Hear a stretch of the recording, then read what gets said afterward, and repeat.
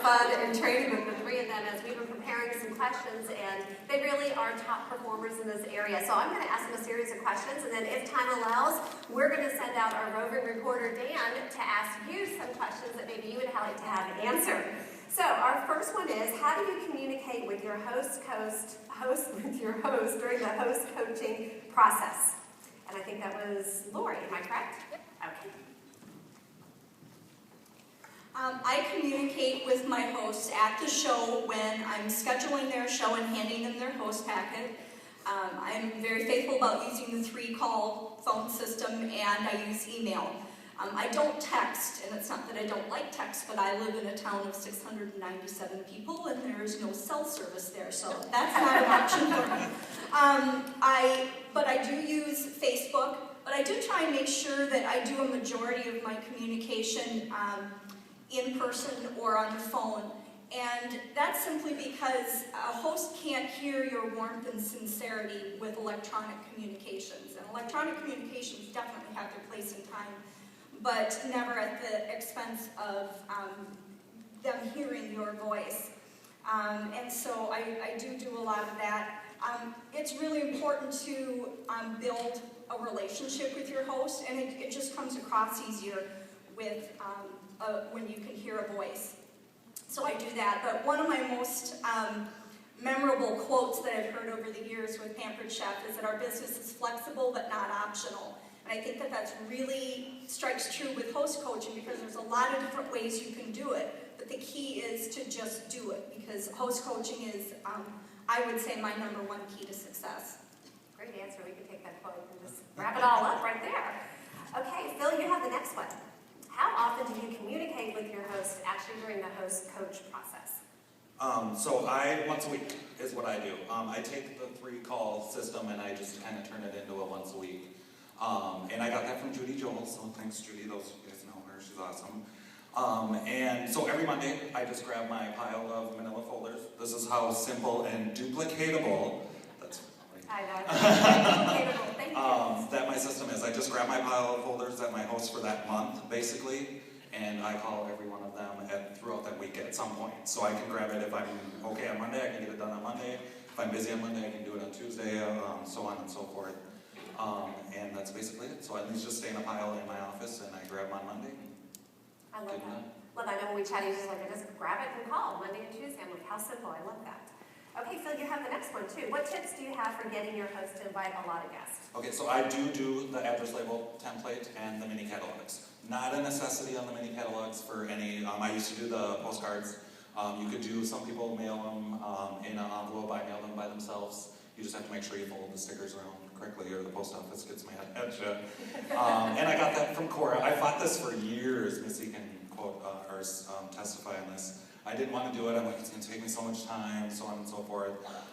But Cora Fisher, right when I became a director, she talked me into doing it. She's like, just give it a try for a few months, and I tried it. I think I started in February, and I tracked it through March, and I increased my show average to $150.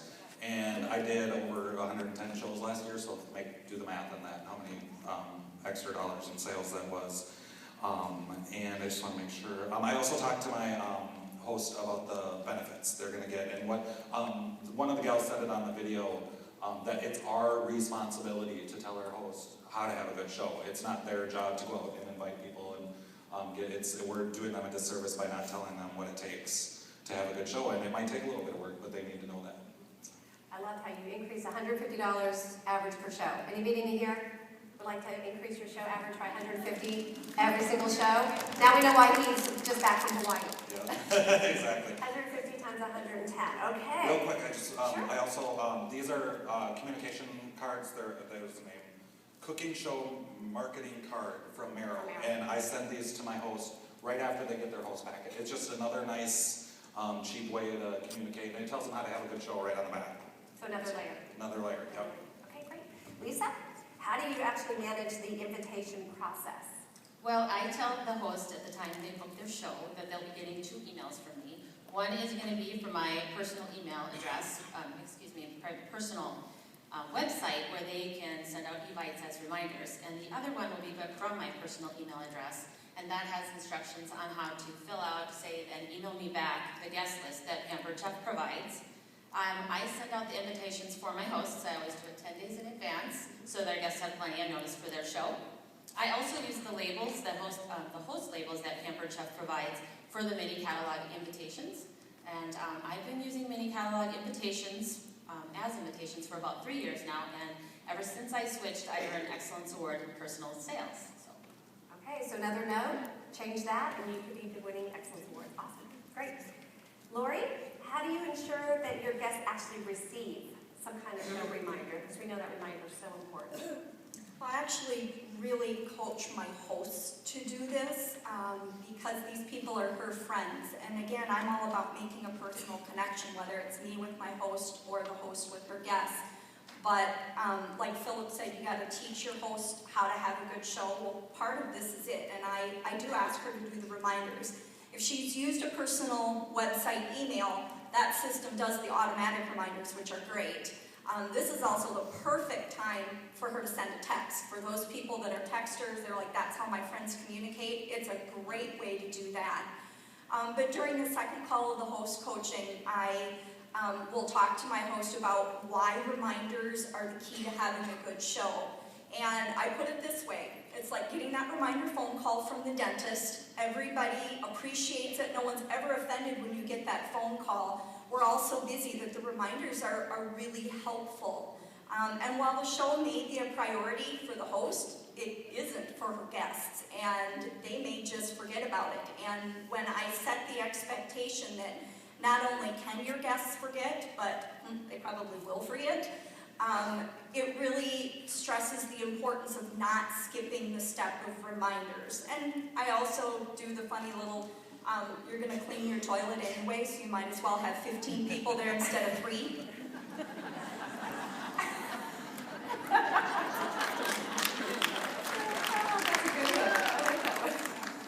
I was just thinking I have a Super Bowl party tomorrow. I'm thinking, man, I better clean that toilet. I need to get home. You say nothing else. Okay. The toilet, yeah. Lisa, the sixth one, we really love that goal of $1,000 shows. We want that. But how do you encourage your host to actually have an effective show while still striving for that without overwhelming them? Well, one thing I do is I offer my host an incentive for collecting outside orders before the show. I'll tell her something like, collect $150 or more in outside orders from those who cannot attend, and I'll bring a yummy dessert for you and your friends to enjoy at your show. It's amazing how something like free chocolate drives women to do more. It doesn't have to be anything fancy. Generally, I make a box of chocolate brownies, not homemade, and melt Andy's mints on top and make them out of the oven. They're delicious, and everyone usually loves them. Or you could simply put Cool Whip on top of your brownies, and then grate chocolate on top of that with the rotary grater to show one more tool at your party. You must be excited about the new brownie can then. Yes. I also think it's important to get your host excited about all the benefits from the show. We really have a lot of host benefits with Pampered Chef, and I love them all. So, since she's already getting her house clean, getting the groceries, and inviting all her friends over to her party, she may as well be rewarded with tons of free and discounted products, which is generally why she's doing the party in the first place. So I might say something like this. Can I show you how to maximize your host benefits from our show? Who's going to say no to that? If I have a past host who's hosting again, I generally give her, or I let her know her last show's sales, and then give her an incentive to beat those sales. And it doesn't have to be anything special, an extra half-price item, or a free cookbook. It really doesn't matter. People will go for anything if it's presented in the right way. So chocolate, free stuff, just bribe them. Right? Yeah. No, I love that. Well, we definitely want to get some questions from the audience, so we need our roving reporter out there. Dan is on site, weathering the storm. And we would like to know some questions you might have and take a few moments to pick their brains right now. My question is for in the middle, Dad. You said you do the mini catalogs for your show invitations. Yes. So it's 40 mini catalogs for each show. There's 25 in the pack. So that's what you are doing is 40. Generally, I ask her if she needs more. There's 25 in a pack, so how many more than 50 does she need? So she goes for more people. And the expense obviously has been worth an easy write-off. Okay, great. Thank you. Worth it. So you set a big goal, expect 50? Well, Yep, okay. Can I I answer that a little bit too? Sure. My hosts pay for the postage, and I've never had a problem. I actually presented at my shows. I talked to the whole current host about the process, and they know they're paying for the postage right away. And I've never had anyone be angry about paying $10 worth of postage after they're getting $150, $200 worth of stuff. So it's an option. You can either pay or not. What do you say?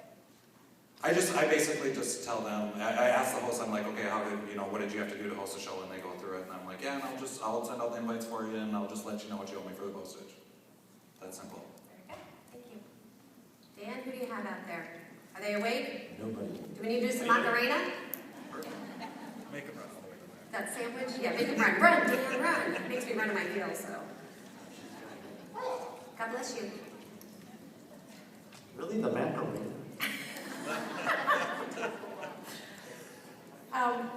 I don't know which one of you had stated this, but you had made a comment that Pampered Chef provided the guest list for you. One of the things that my director is trying to get me to do is to have my hosts email their guest list to me. Is that something that's out there and available to us? Yes. On Consultant's Corner, there's a guest label template. Basically, I save it on my hard drive and then I email it to her as a document. She opens it, fills it up, saves it for herself, and then emails it back to me. And so then I just print the labels and away I go. Great, and just imagine with the new web, they can invite their guests very easily. So we've got a lot of fun changes. Dan, I see you in the back with the lady in red, I think.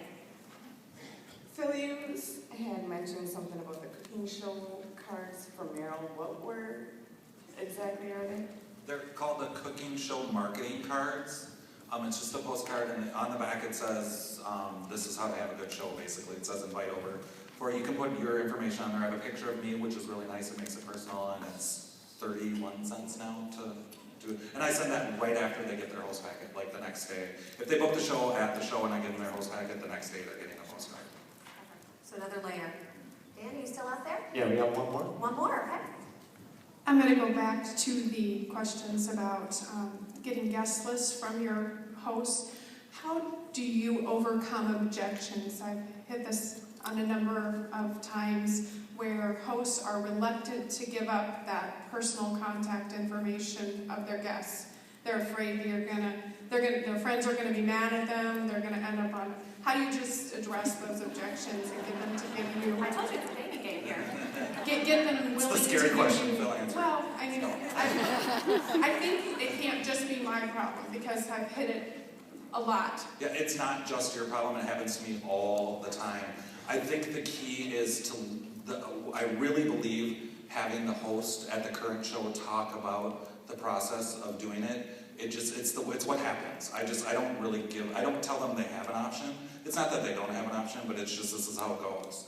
And if they hear that from their host, they're like, oh yeah, I just sent Phil these emails. He sent me an email and I sent him some addresses back, and it was super easy. He even mailed them out for me. If they hear that from them, they're gonna be like, oh okay.